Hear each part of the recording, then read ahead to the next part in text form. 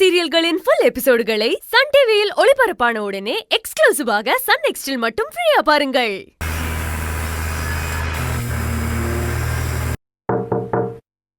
S come in. வாங்க.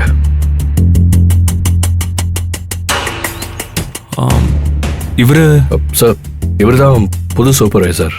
உங்களை meet பண்ணணும்னு சொன்னாரு, அதான் கூட்டிட்டு வந்தேன். Hello sir. Hello mister Nanda sir. Yeah Nanda. Welcome to Thillairajan group of companies. Thank you sir. அன்பு உங்களை பத்தி சொல்லியிருக்காரு. உங்களுக்கு நிறைய எக்ஸ்பீரியன்ஸ் இருக்கு, நிறைய கம்பெனிஸ்ல ஒர்க் பண்ணிருக்கீங்கன்னு. அன்போட பொசிஷன் உங்களுக்கு கொடுத்துருக்கோம். அன்பு மாதிரி ஃபிளெக்சிபிளாவும் அதே சமயம் ஸ்பீடாவும் இருக்கணும். கண்டிப்பா சார். நான் சொல்றதை விட செஞ்சு காட்டுவேன் சார். குட். அவ்வளவுதானே அன்பு? இல்ல சார், ப்ரொடக்ஷன் சம்பந்தமா சில விஷயங்கள்லாம் நந்தா உங்ககிட்ட பேசணும்னு சொல்லியிருந்தாரு. அதுக்கு தான் முக்கியமா உங்ககிட்ட கூப்பிட்டு வந்தேன். சொல்லுங்க Nanda, what you want to talk about? Sir, ஸ்டிச்சிங்காக கட் பண்ண மெட்டீரியல்ஸ் எல்லாத்தையும் டெய்லர்ஸ்க்கு டிஸ்ட்ரிபியூட் பண்ணும்போது ஒர்க்கர்ஸ் எல்லாம் பண்டில் பண்டிலா தோல்ல சுமந்துட்டே போய் கொடுக்குறாங்க சார். நேத்து கூட ஆனந்திங்கிறவங்க பண்டிலா தான் தூக்கிட்டு போயிட்டு இருந்தாங்க. ரியலி? ஆமா சார். இவ்ளோ பெரிய கார்மெண்ட்ஸ் கம்பெனில இந்த ஒரு விஷயம் மட்டும் கொஞ்சம் சரியில்லாத மாதிரி இருக்கு சார். நான் ஒர்க் பண்ண கம்பெனிஸ்ல எல்லாமே ட்ராலி மெத்தட் தான் சார். கட் பண்ண பீஸ் எல்லாத்தையும் பண்டில் பண்ணி ஒரு ட்ரேல போட்டு ட்ராலியில எடுத்துட்டு வந்து யார் யாருக்கு எத்தனை பீஸ் கொடுக்கணுமோ கரெக்டா கொண்டு போய் கொடுப்பாங்க சார். அது ரொம்ப ஈஸியா இருக்கும் சார். லேபர்ஸும் டயர்ட் ஆக மாட்டாங்க, இன்னும் எனர்ஜியா வேலை பார்ப்பாங்க. ப்ரொடக்ஷனும் நல்லா இன்க்ரீஸ் ஆகும் சார். அதுவும் இல்லாம இதெல்லாம் ஹியூமன் ரைட்ஸ்க்கு வயலேஷன் சார். நம்ம கம்பெனில ஒர்க்கர்ஸை இல் ட்ரீட் பண்றது கொஞ்சம் கஷ்டமா தான் இருக்கு சார். இதுக்கு வேற ஒரு வழி பண்ணலாம் சார். அன்பு, எல்லா கம்பெனிலும் இப்படிதான் வேலை நடக்குதா? இது கொஞ்சம் பழைய மெத்தட் தான் சார், ஆனாலும் இதைத்தான் நம்ம ஃபாலோ பண்ணிட்டு இருக்கோம் சார். இதெல்லாம் ப்ரொடக்ஷன் ஹெட் கருணாகரன் தான் சார் முடிவு பண்றது.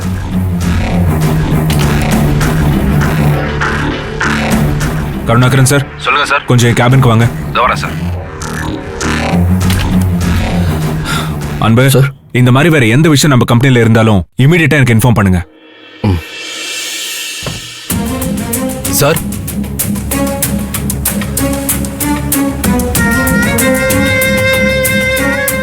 இவனுங்க இங்க என்ன பண்றானுங்க? புதுசா ஆள் சேர்த்திருக்கோம்னு கம்ப்ளைண்ட் பண்ணிருக்கானா?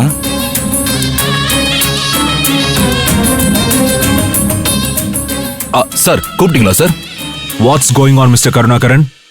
ஒன்னும் இல்லையே சார். அந்த ரகு பையனை அடிச்சு துரத்துனதுக்கு அப்புறம் குடோனை பாத்துக்கிறதுக்கு ஒரு ஆள் தேவைப்பட்டது. குடோன்ல புது ஆள் போட முடியாது இல்ல சார், அதான் இந்த தம்பியை வேலைக்கு சேர்த்தேன் சார்.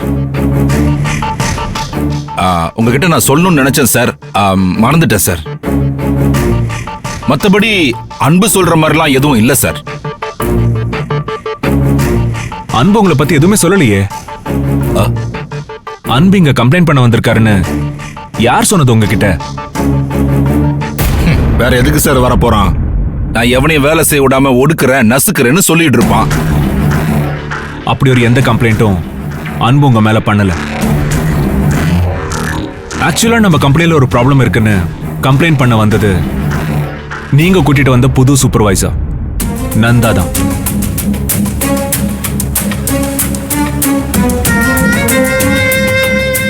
எனக்கு தெரியாம புதுசா ஒரு ஆளை அப்பாயிண்ட் பண்ணிருக்கீங்க.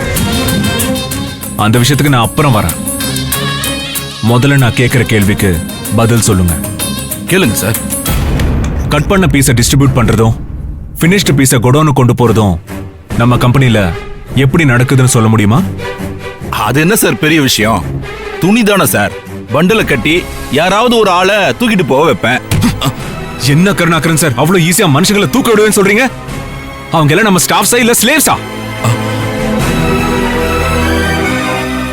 இப்படி அடிமை மாதிரி நடத்திட்டு இருக்கீங்க சார். வேலை வேலை தானே சார், இதுல என்ன சார் அடிமை? நீங்க ஓல்டு ஸ்கூல் ஆளு கருணாகரன் சார். உங்ககிட்ட நான் இந்த கேள்விய கேட்டிருக்கவே கூடாது. நந்தா, நீங்க சொல்லுங்க, இதுக்கு என்ன பண்ணலாம்? ட்ராலி வாங்கி கொடுக்கலாம் சார். அது மூலமா அரை மணி நேர வேலை 15 நிமிஷமா குறையும். மீதி 15 நிமிஷம் வேற வேலை பார்க்க சொல்லலாம் சார்.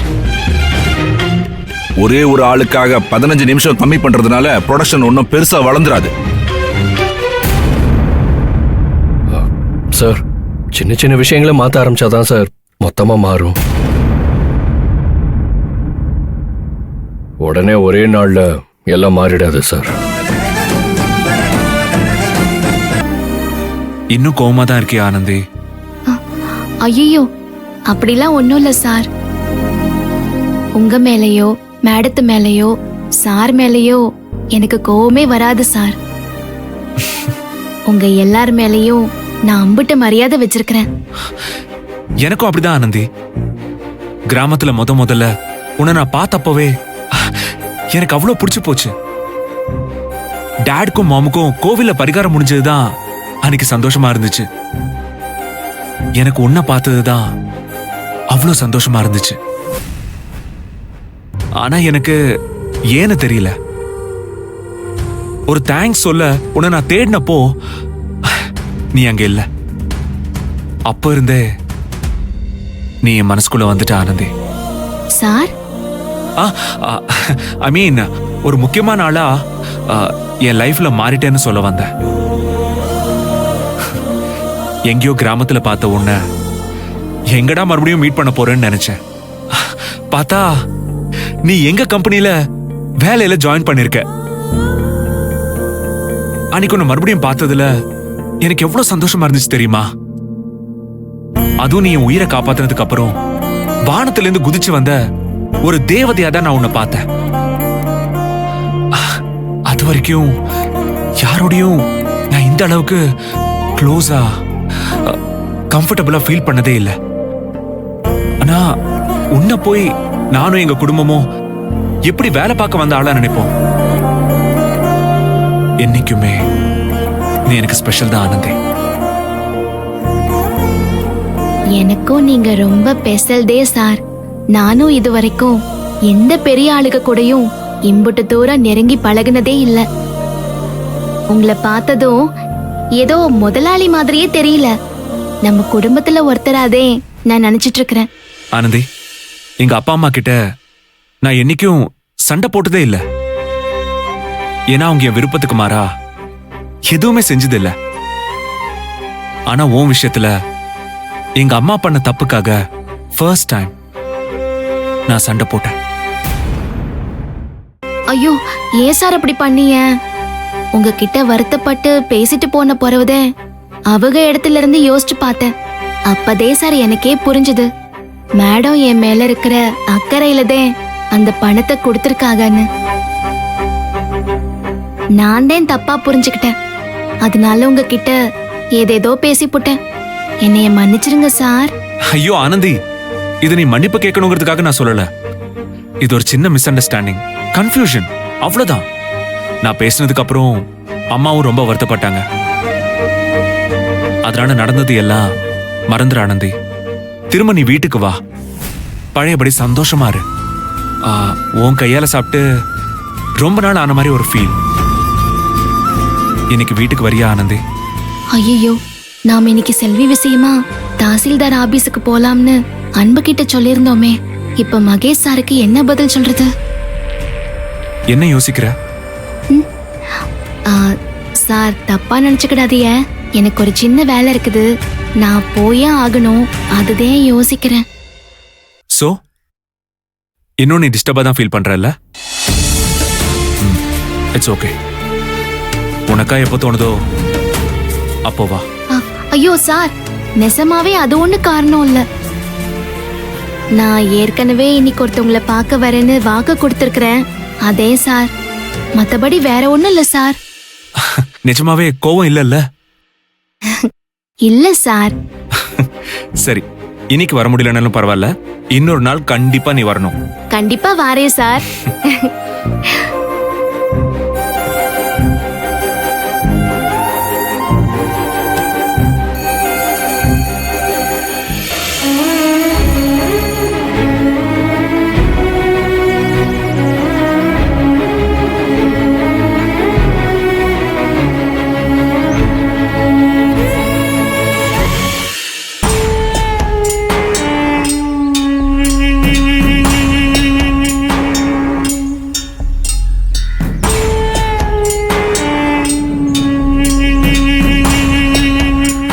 என்ன ஆனந்தி, டெய்லி சைக்கிள்லயா வரீங்க?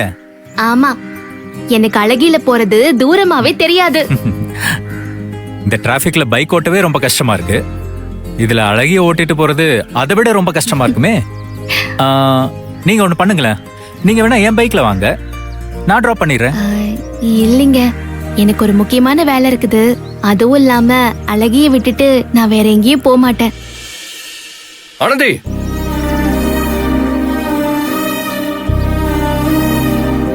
உங்களுக்காக தான் காத்துக்கிருக்கேன். போலாமா? போலாம்.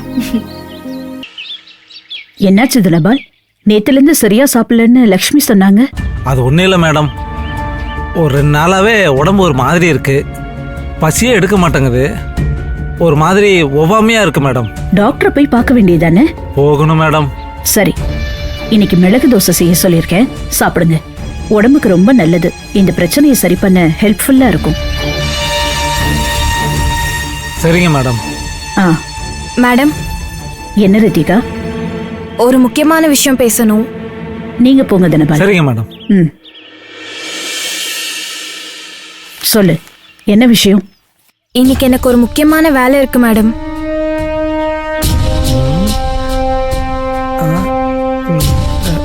நான் வெளியே போயே ஆகணும். ஓகே,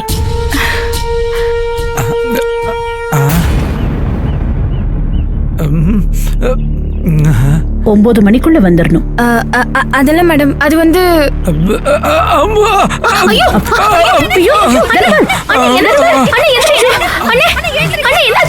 தினபால், தூக்குங்க, தூக்குங்க. பாத்து, மெதுவா, மெதுவா. உட்காருங்க, உட்காருங்க. தண்ணி கொடுங்க. ஒண்ணும் இல்லைண்ணே. அண்ணே, அண்ணே, அண்ணே. ஐயோ அண்ணே, என்னாச்சுண்ணே? இந்தாங்க, தண்ணி குடிங்க. குடிங்க, தண்ணி குடிங்கண்ணே. ச்சே. தண்ணி குடிங்க. மெதுவா குடிங்கண்ணே. மெதுவா குடிங்கண்ணா.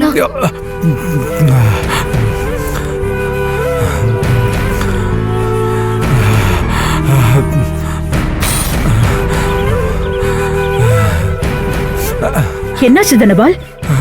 தெரியல மேடம், ஒரு மாதிரி கிறுகிறுன்னு வர மாதிரி இருந்துச்சு, நான் நிதானிக்கிறதுக்குள்ள கீழே விழுந்துட்டேன் மேடம். கேர்ள்ஸ், முதல்ல யாராவது ஒருத்தங்க ஆட்டோ பிடிச்சிட்டு வாங்க. போங்க, வாங்க தினபால், ஹாஸ்பிடல் போலாம். இல்ல இல்ல மேடம், அதெல்லாம் ஒண்ணு வேண்டாம் மேடம். ஏனே வேணான்னு சொல்றிய? ஆஸ்பத்திரி போலாம், வாங்க. பிரச்சனை உடம்புல இருந்தா தானம்மா ஆஸ்பத்திரி போறதுக்கு, உடம்புல எதுவும் பிரச்சனை எல்லாம் இல்லம்மா.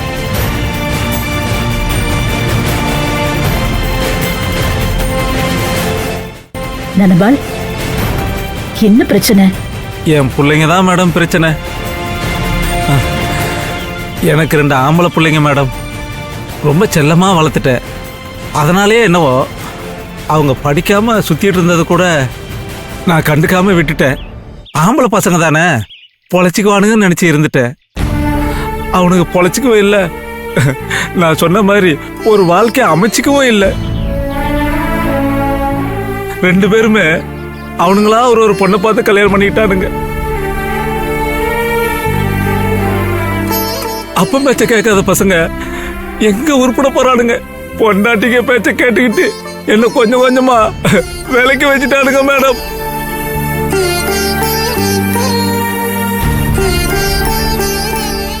ஒருத்தனுக்கு சொல்லிக்கிற மாதிரி வேலையோ சம்பாத்தியமோ இல்ல. மாசத்துல 29 நாளும் நான் இங்க இருக்கிறது அவனுக்கு ஞாபகத்துல இல்ல. எனக்கு சம்பள தேதி பிறந்தா பேர குழந்தைகளை நேரா கொண்டு வந்து இங்க பாடுறா தாத்தா விளையாடுறான்னு சொல்லி என்கிட்ட விடுவானுங்க மேடம். எனக்கு பேர குழந்தைகளை பார்த்த உடனே அவங்க மேல இருந்த எல்லா கோவமும் எனக்கு போயிடும். நான் வாங்குற சம்பளம் முழுசையும் அவங்க 2 பேர்கிட்டையும் கொடுத்துருவேன்.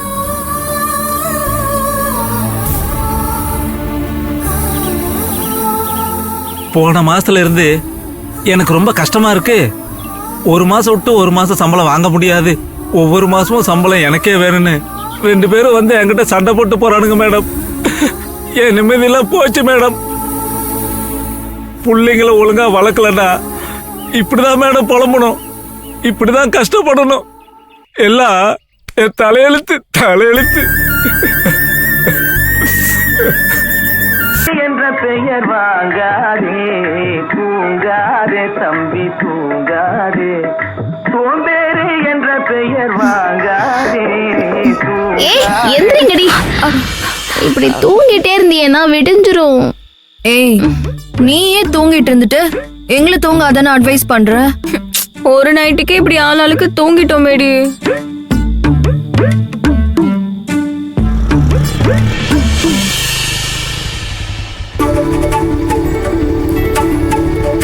பாய். நீ ரூமுக்கு போயிட்டு மெசேஜ் பண்ணு. பாய். பாய். சரி, ஓகே, பார்த்து போ. ஓகே ரித்திகா. பாய் பாய். பாய்.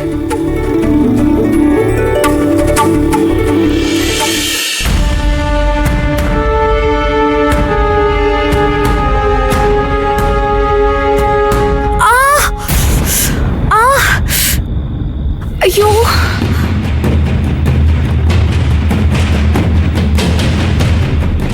என்ன சத்தம் அங்க? வாங்கடி.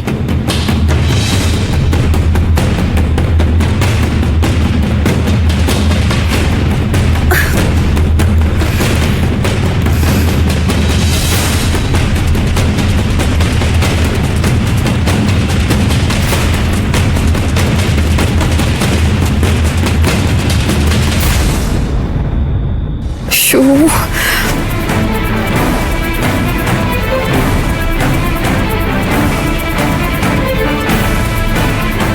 சத்தம் வந்துச்சு, யாரும் இல்ல.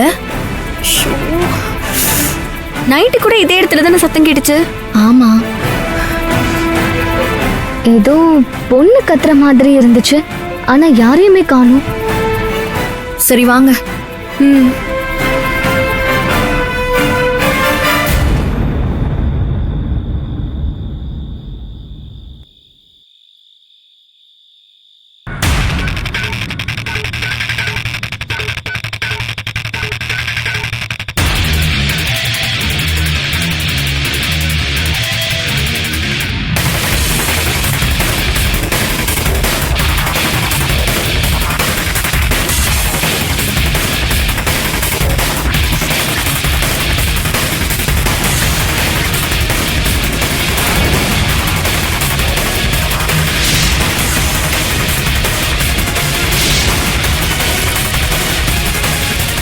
காயத்ரி, சத்தம் வருதுன்னு சொன்னேனே, அது சாதா பூனை இல்ல, திருட்டு பூனை. இந்த திருட்டு பூனதே உருட்டி இருக்குது, அதுதான் சத்தம் வந்திருக்குது. ஏய், யார பார்த்து திருட்டு பூனைங்கிற? உன்னையத்தேன் திருட்டு பூனை.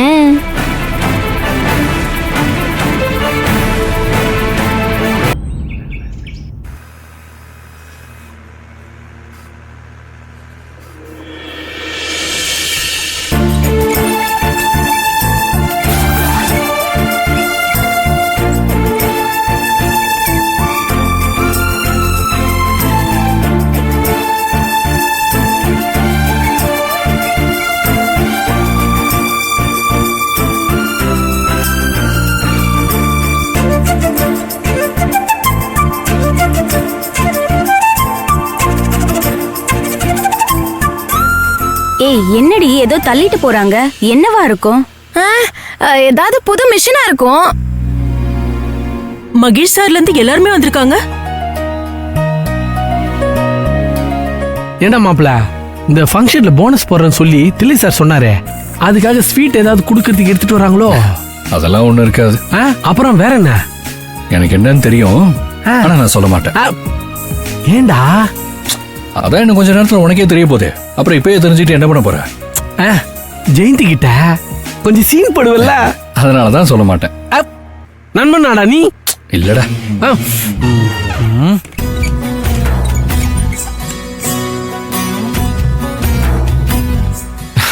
எல்லாரும் வாங்க.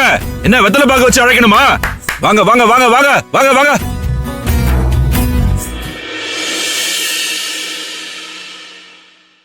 எல்லாரும் வந்தாச்சா? வந்தாச்சு சார். எல்லாரும் எப்படி இருக்கீங்க?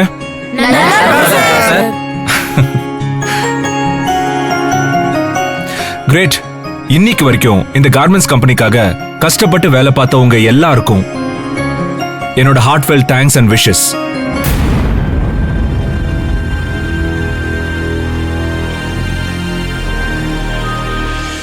தினம் தினம் கம்பெனியோட முன்னேற்றத்துக்காக வேலை செய்யற கஷ்டப்படுற உங்களுக்கு அப்பப்ப தேங்க்ஸ் சொல்லிட்டே இருக்கணும் தான் நான் நினைக்கிறேன்.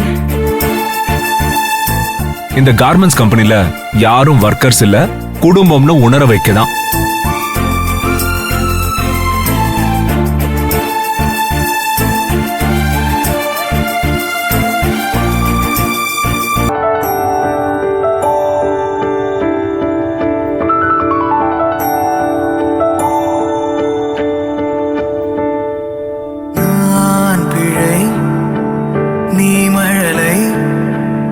எனக்குள் நீ இருந்தால் அது தவறே இல்லை.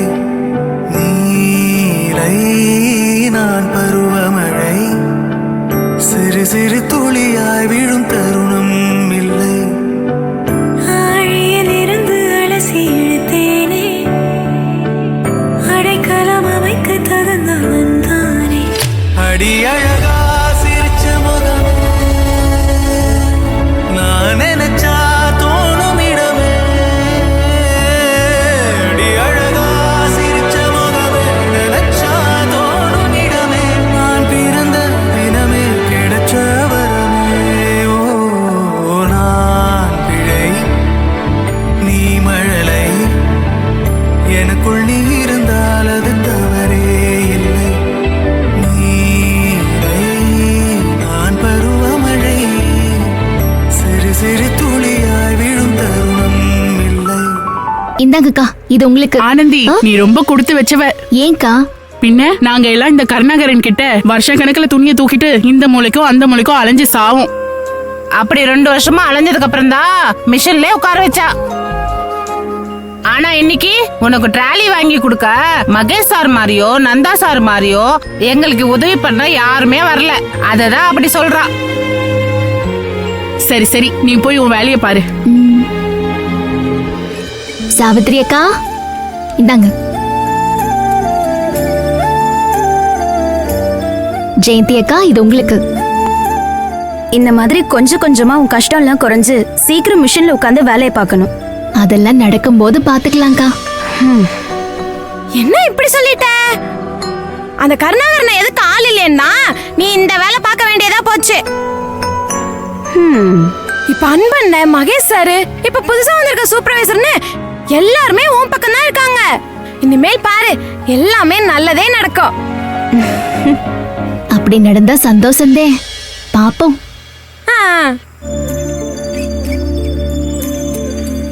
இந்த சௌந்தர்யா, ரேவதி, இந்தா. ரோஜா, இந்தா.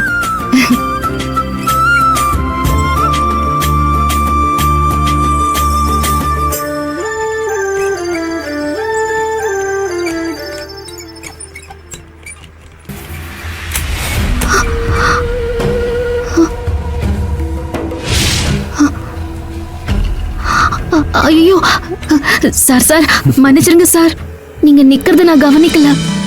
பரவாயில்ல ஆனந்தி, நீங்க தெரிஞ்ச போது இருந்தாலும் நான் எதுவும் நினைக்க மாட்டேன்.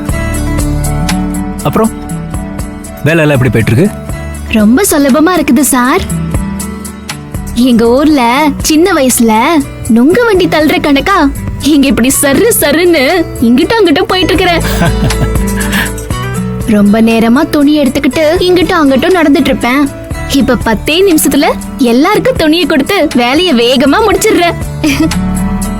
எல்லாம் உங்களால்தே சார். உங்களுக்கு எம்புட்டு நன்றி சொன்னாலும் தகோ சார். என்ன ஆனந்தி, நீங்க எனக்கு நன்றி எல்லாம் சொல்லி என்ன வெளியாளாக்க பாக்குறீங்க? எல்லாரும் என்கிட்ட பேசவே யோசிச்சப்ப நீங்க தானே முதல்ல என்கிட்ட வந்து பேசுனீங்க, சப்போர்ட் பண்ணீங்க. அப்படி இருக்கும்போது நீங்க கஷ்டப்படுறத நான் மட்டும் எப்படி வேடிக்கை பார்த்துட்டு சும்மா இருக்க முடியும்? நான் இங்க வந்த அன்னைக்கு நீங்க ரொம்ப கஷ்டப்படுறீங்கன்னு எனக்கு தெளிவா தெரிஞ்சிருச்சு.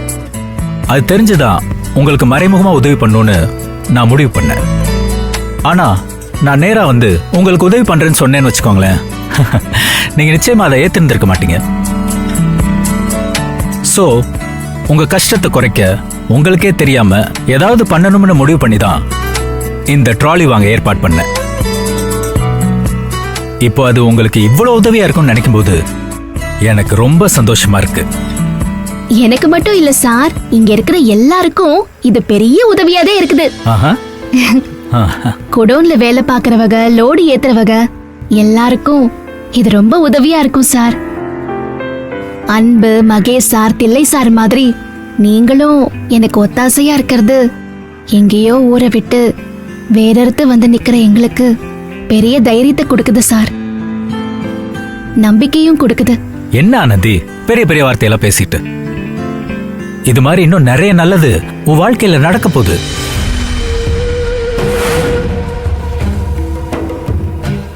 அதனால இப்பவே எல்லாத்தையும் சொல்லிடாதீங்க, கொஞ்சம் மிச்சம் வைங்க. அப்பதான் ஒவ்வொரு விஷயமும் நடக்கும்போது பேசுறதுக்கு வார்த்தை இருக்கும் இல்லையா? நீங்க என்ன சொல்றீங்கன்னு எனக்கு புரியலையே சார். போக போக புரியும்.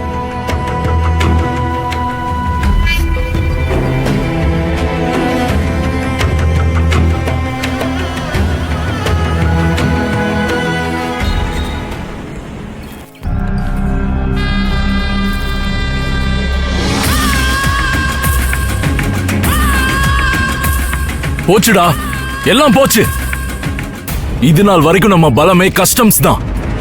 ஆனந்தி, தில்லை, மகேஷ்னு சிட்டிக்குள்ள எந்த டார்ச்சர் இருந்தாலும் சமாளிச்சு கஸ்டம்ஸ் கொண்டு போயிட்டோம்னா அங்கிருந்து டைம்க்கு அப்ராட்ல இருக்க கிளைண்ட்ஸுக்கு டெலிவரி ஆயிடும். ஆனா இன்னைக்கு கஸ்டம்ஸ்ல புதுசா ஒருத்த வந்து உட்கார்ந்துகிட்டு நமக்கு டார்ச்சர் கொடுத்துட்டு இருக்கான்டா. டேய், நம்மளை பத்தி தெரிஞ்சு வச்சிருக்காண்டா அந்த ஆபீசரு.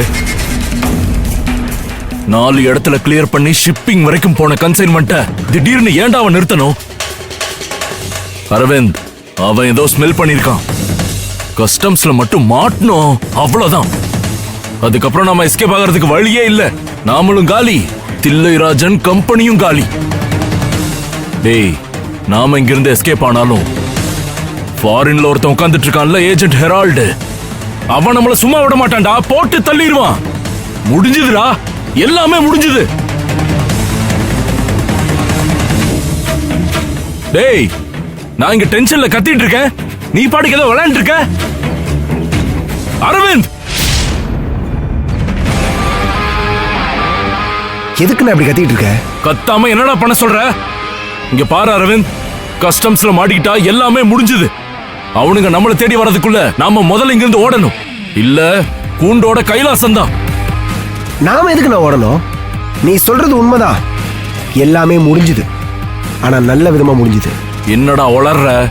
சென்னை போர்ட்ல இருந்து எக்ஸாக்டா 5:21 மணிக்கு ஷிப் நம்பர் IMO 95255332 இருந்து கண்டெய்னர் நம்பர் MSU 582527 இருக்கிற நம்ம சரக்கு பத்திரமா கிளம்பிடுச்சு. இனிமே எவனாலையும் நம்மள எதுவும் பண்ண முடியாது. என்னடா சொல்ற? எப்படி? புதுசா வந்திருக்க ஆபீசர் பயங்கர ஸ்ட்ரிக்ட், லஞ்ச் எதுவும் வாங்க மாட்டான்னு சொன்னானுங்களே. ஆனா எல்லாருக்குமே ஒரு வீக்னஸ் இருக்கும், அதை நாம தான் தேடி கண்டுபிடிக்கணும்.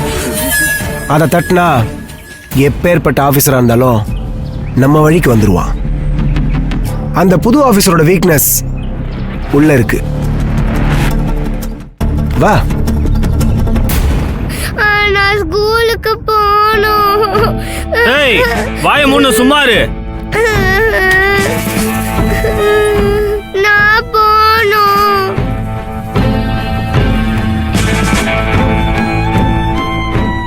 ஏய் அரவிந்த், யாரா அது? அந்த கஸ்டம்ஸ் ஆபீசரோட உயிருக்கு உயிரான பொண்ணு. கண்டெய்னர் போலனா உன் பொண்ணோட உயிர் போயிடுன்னு சொன்னேன். முதல்ல அவன் நம்பல. ஸ்கூலுக்கு போன பொண்ணை தூக்கிட்டேன். கண்டெய்னருக்கு அப்ரூவல் கொடுத்து ஹார்பர்ல இருந்து அனுப்பி விட்டான். நம்ம யாருன்னு அவனுக்கு தெரியலன்னு சொன்னல, அதுதான் பிரச்சனை. இன்னைக்கு தெரிஞ்சிருச்சு. இனிமே பிரச்சனை பண்ண மாட்டான். கவலையப்படாதண்ணா. நான் வீட்டுக்கு போகணும். என்ன வீட்டுல கொண்டு போய் விடுங்க. சரி சரி, போலாம் போலாம். இந்தா சாக்லேட். டேய், வேலை முடிஞ்சிருச்சு, குழந்தைய கொண்டு போய் விட்டு. சரிங்கண்ணா.